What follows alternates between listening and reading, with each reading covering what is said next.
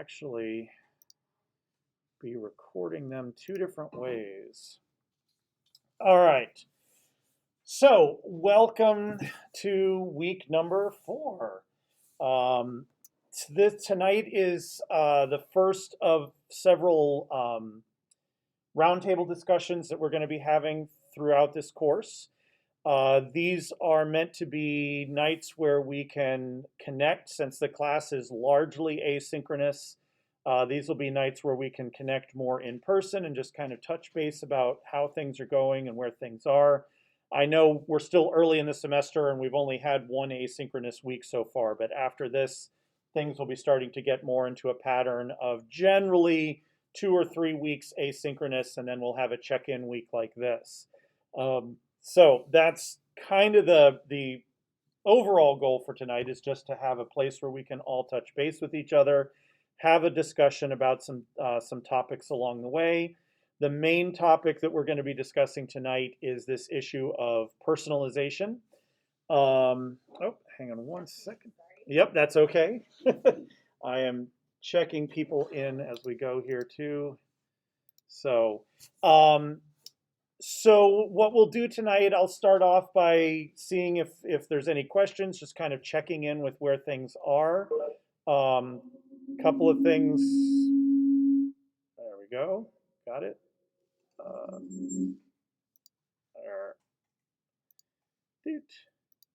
All right. There we go. All right. Once again, beware of the feedback. We will get there. So what I'd like to do tonight is start by just doing general check-in, and then we will have the discussion. With the number of people and the fact that we have people now physically even in a couple of different locations, we'll have part of that discussion all together, and then we will break out into some smaller groups, because I think that's going to be a far easier way to have these discussions happen and to talk about a couple of things more specifically, just so everybody gets a chance to contribute. We will come back together and kind of debrief the discussions and the questions, and then sort of wrap up the evening from there. So I'm just crossing my fingers that this all goes well, and I will just try to stay on top of anything. If at some point I've accidentally muted myself, or you can't hear anybody here in the room, or vice versa, or anything like that, don't hesitate to chime in, because we are trying to integrate a few different technologies here. So to get things started, just in terms of checking in, at this point, the main thing is has been working on that instructional design piece for the Moodle projects, splitting that into the 2 phases over the last couple of weeks. Hopefully at this point, and it looked like, from my checking in on things, it looked like most people had both the phase 1 and the phase 2 submitted through the forum. So, hopefully that's allowed you to kind of focus in and settle on what your topic's going to be. What I am going to do over the course of this week is go through those posts and sort of contribute my own thoughts, just to make sure that everybody's on the right track before we get too much further. And the way I will do that is through the forum, but I can create posts in the forum that only each of you see. So my comments won't be part of the general public discussion of your projects, but will be just a one-on-one response to your forum posts. And I may do it part 1 and part 2, or I may look at both your part 1 and part 2 and then just provide a response to like the part 2. So one way or another, over the course of this coming week, I will get my responses back, so that as we head into next week, when we start actually building content for the Moodle, you feel like you're going in a good direction in terms of your topics. So, and then the other thing, which I did put in the work for this past week, is once you feel like you basically have those 2 halves of your instructional design settled, more or less, is to just turn that document into a PDF, which, if you've never done that before, if you're working in Word, you can just go to File, Save As, and PDF should be one of the options. Or you can also, at least on Mac, you can go to Print and in the print dialog, there's a button that says Save as PDF. So one way or the other, you should be able to get that document as just a single PDF. And then in your Moodle, at the top of the Moodle, put in a resource that's a file resource, and then just upload that to that resource. Obviously, if this was a Moodle for actual students, you wouldn't necessarily be posting your instructional design documents to them, but that'll be a way for me to, when I'm looking at your Moodles, to be able to pull up your instructional design plan really quickly and just kind of cross-reference what you put there.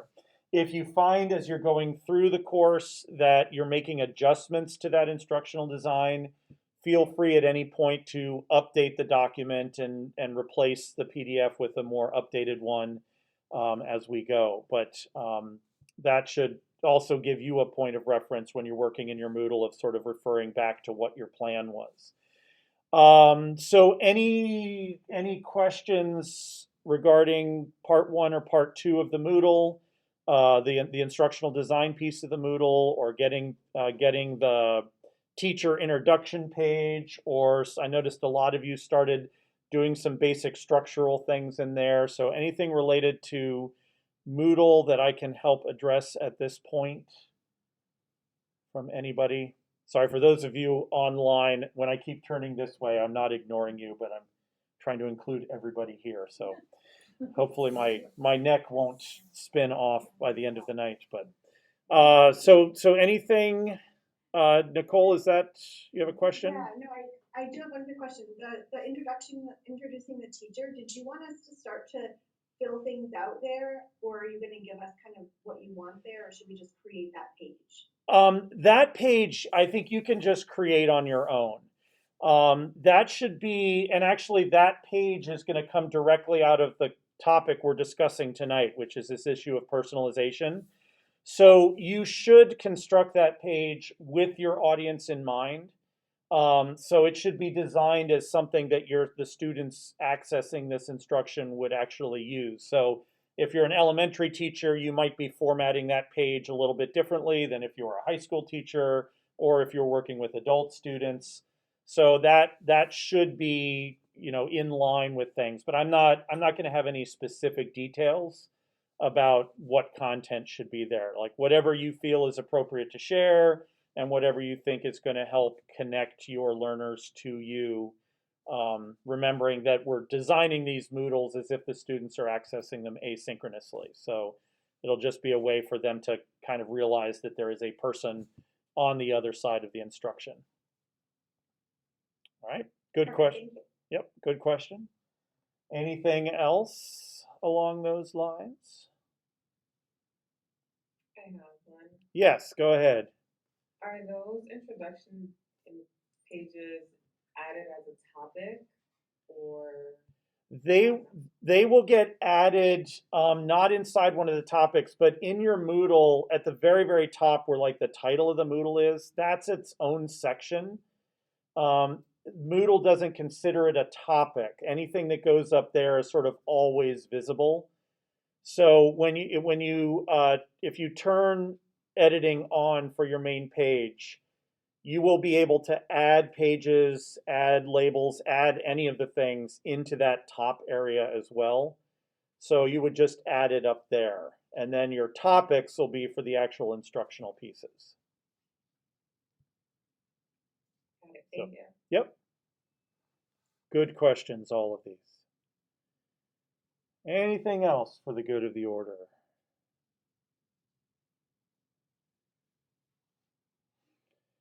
All right.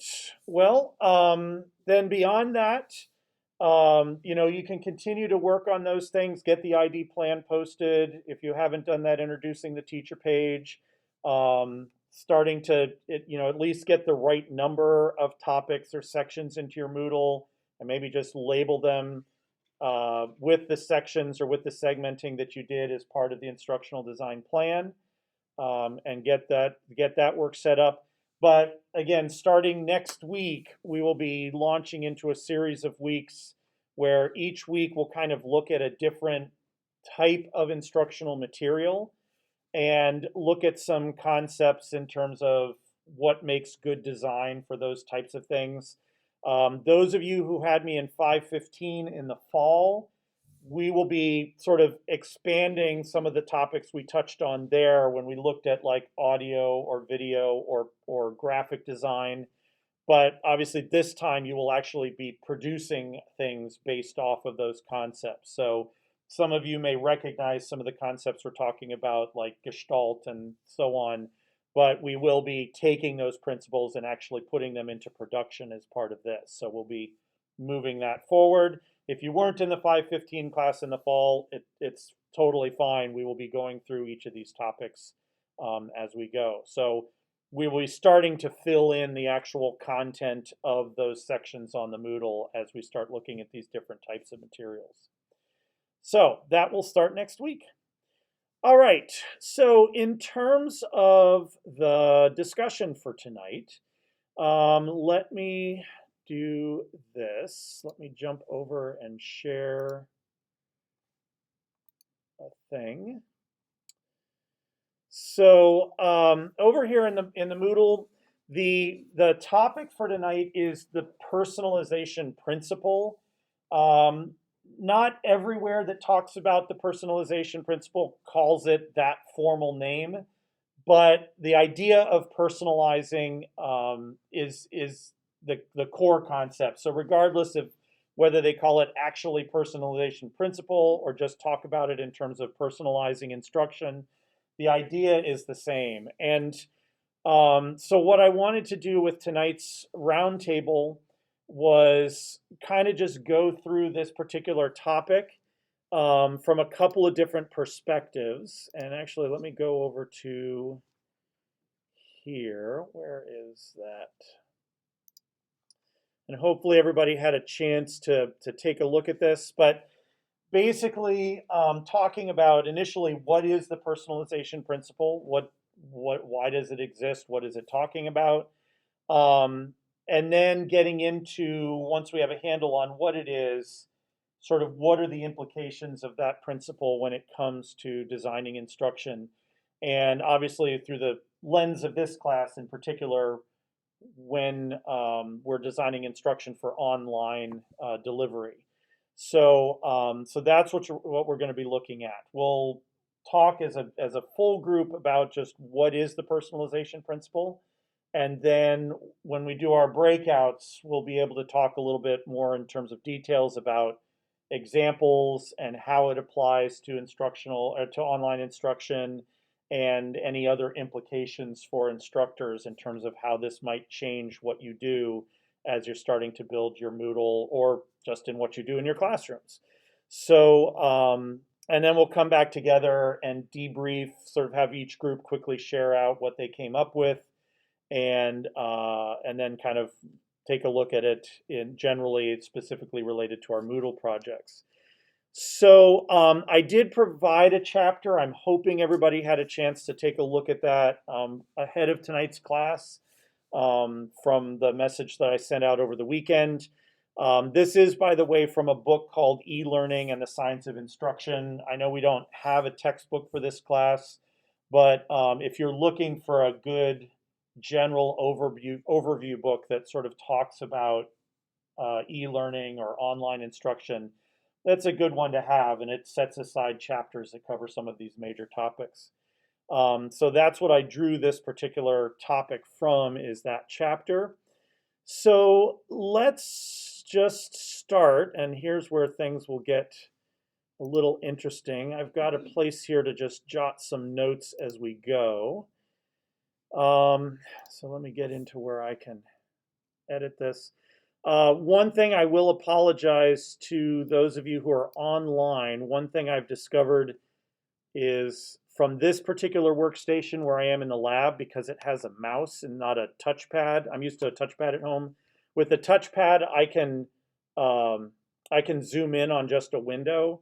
With the mouse, I've found out I can't actually do that. So I apologize at home if this looks a little small to you, but it will be posted on the Moodle as well once we're done. So let's just throw this out there as a place to start, which is just in general, what is the personalization principle? What does it cover? What are we talking about when we use that in terms of instruction? And I will just kind of jot down some notes here as we go. Actually, first thing I'm going to do, I apologize.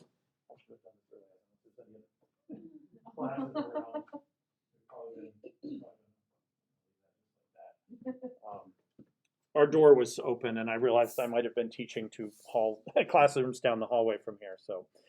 Um, so yeah, why don't let's kick it off. Anybody who wants to join in and just kind of get us started here. What are some things you got out of the reading in terms of just what are we talking about here, and so on. So Adding personalization to what hang on might one second. start- Why don't you unmute? You want me to unmute? Yeah, because I'll mute here because that way everyone on at home can hear as well. Okay, did you do it? So yep, go ahead.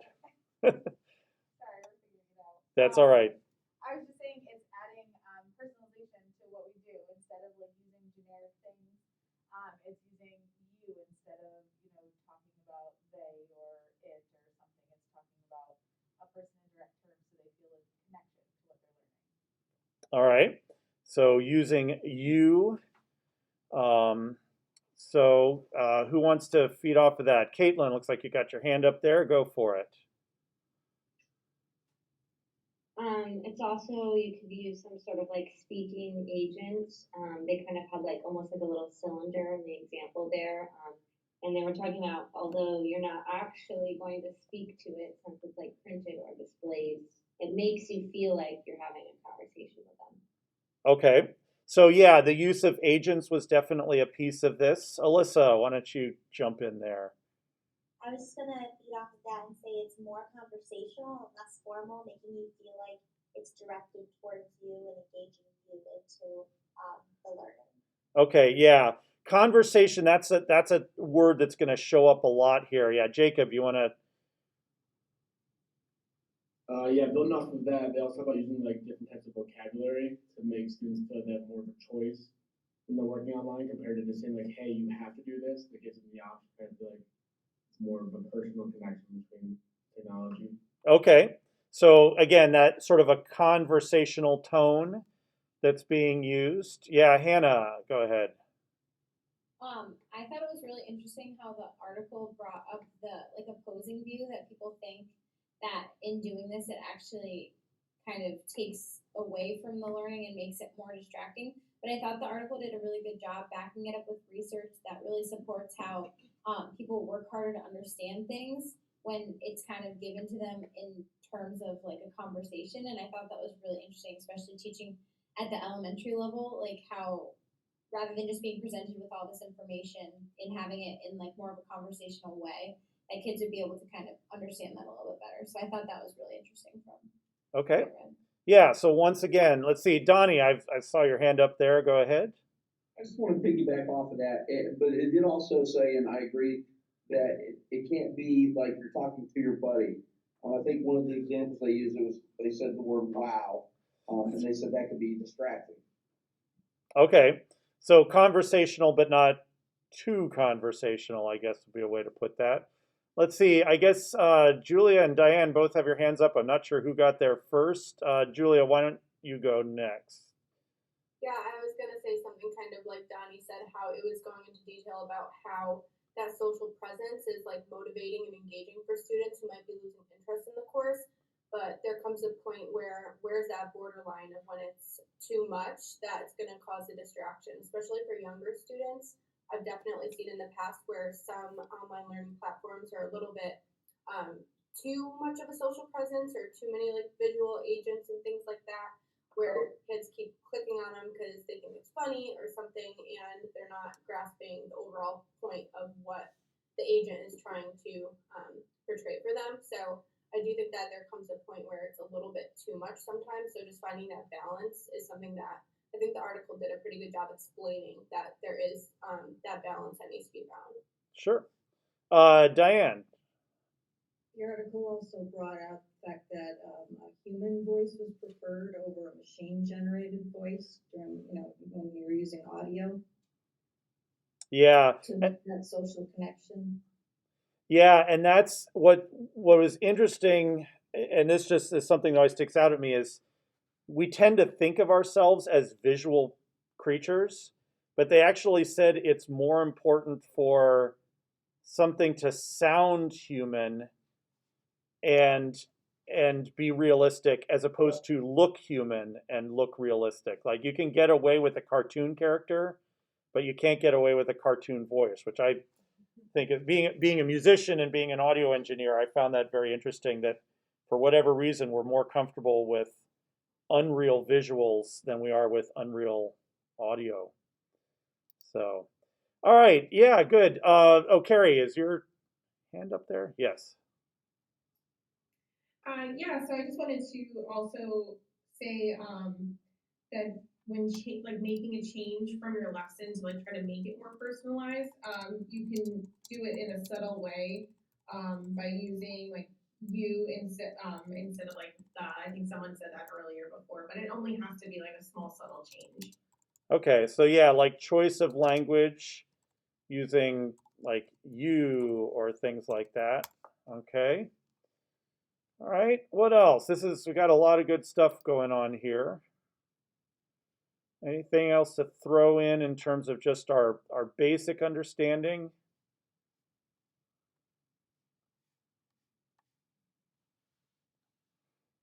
Good. Oh, Nicole, go ahead. Sorry, I was just gonna say the concept or the concept of making the author visible, giving students perspective. I guess that just goes for distance learning and in-person learning. I feel like that draws your students in when they realize you're a human and like you make mistakes, you can learn with them, those kinds of things. So that was one of the things that stuck most with me. Yeah, and again, visible author doesn't necessarily mean visually visible, but just that the author's voice, we feel like that whatever's being said is coming from an actual person as a perspective or something like that. Yeah, again, it ties back to that first word we had of the conversational aspect to it. That really seems to summarize a lot of this. Yeah, it's the impulse, I think, when people think of designing instruction is that it should be formal, that we need to keep with language that is clear and unambiguous and sort of stripped down to its basics so that we don't get confusion. But what this research is all showing is that, at least to a certain extent, that's not the case. That, I'm sure that it has something to do with our brain function and physiology and how we're used to processing language. But the more natural language can get, um, the more willing our brains are to try to figure out what the message is that's being said. And the chapter said a couple times, like the brain will automatically work harder when it's engaged socially with what it's hearing than if it's just this sort of abstract thing. So both through the agents, which kind of puts some sort of a character on things, through making the author more visible as who was actually coming up with these ideas that we're presenting, and then the choice of language and the way that we present things were sort of the three main prongs that they talked about across the chapter. So that's a good way to, I think, set the stage. Just it sounds like we're all on the same page in terms of what all of this is talking about. So what I'd like to do now is to kind of dive into that more deeply and to look at what the implications of that understanding are in a more practical way, like when you actually design instruction or when you're actually working in a classroom. How does this change things, or how do you take this into account when you're putting together something for students to interact with? So what I'd like to do, and again, even if we were all online or even all in person, I would sort of break this discussion up now so that we can get a little bit deeper into this. So sort of two main two main things to maybe discuss, or well, I'll throw a third one in.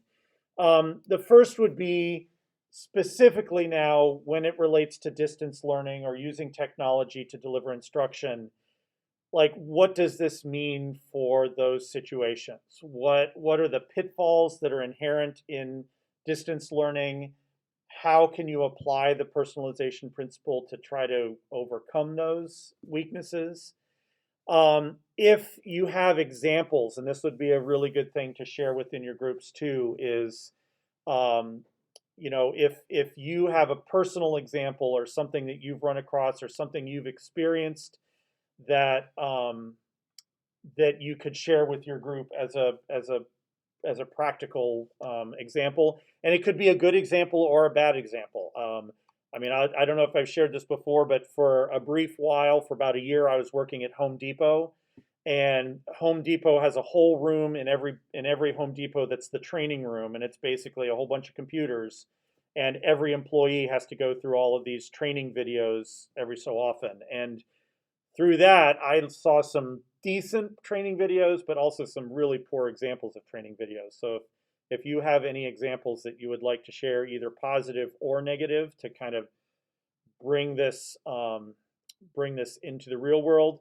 And then implications, and I would say implications especially related to these Moodle projects, or to any situation you've been in where you've had to teach asynchronously or even synchronously online, although that's a little less problematic. But what does this mean? Like, what specifically could you see yourself doing or not doing in your Moodle projects because of this understanding of the personalization principle? Like, what is this going to actually lead you to do differently?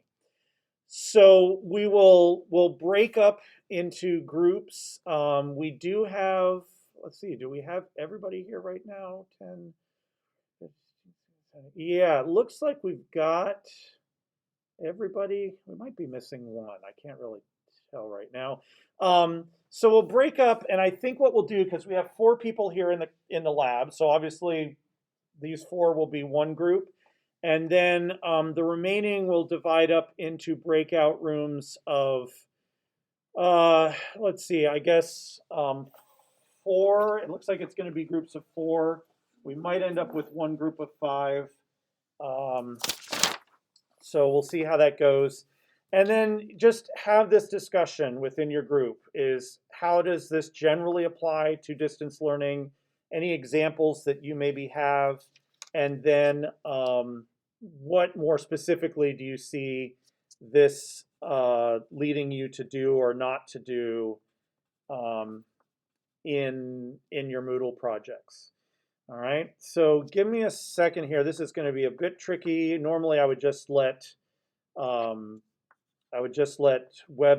pick the groups, but because I have to split 4 people off for sure, I'm gonna do that. So give me a bit of a second here. I'm gonna unshare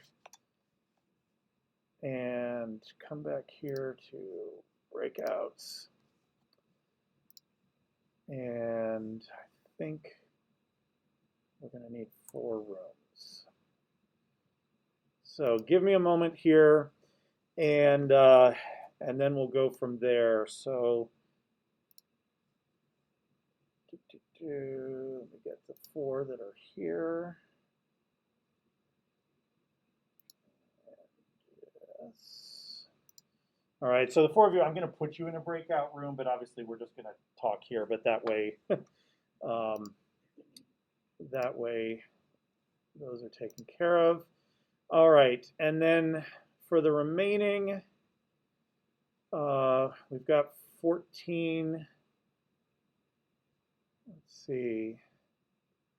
So that's going to be a 5 and a 5 and a 4. Okay. So we'll just do this. 1, 2, 3, 4, 5.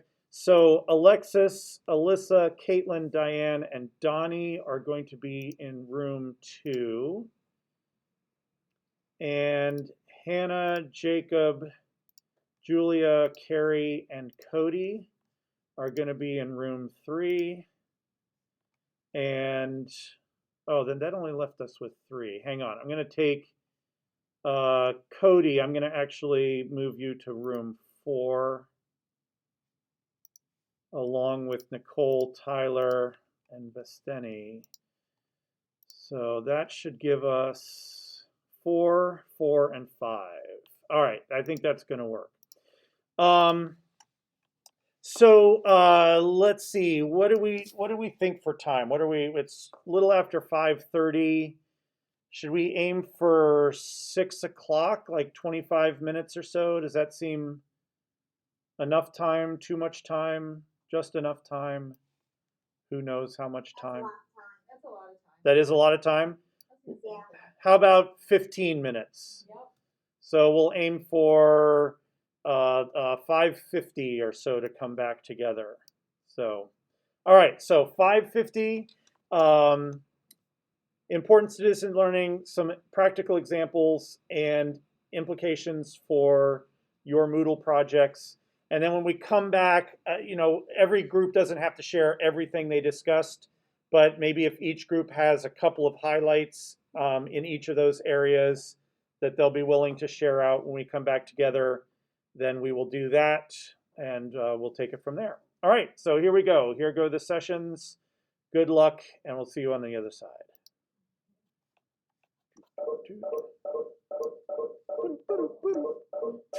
I love it when that happens. Oh, you do? I think I would have. All right. So, obviously the 4 of you are just here, and you can have your discussion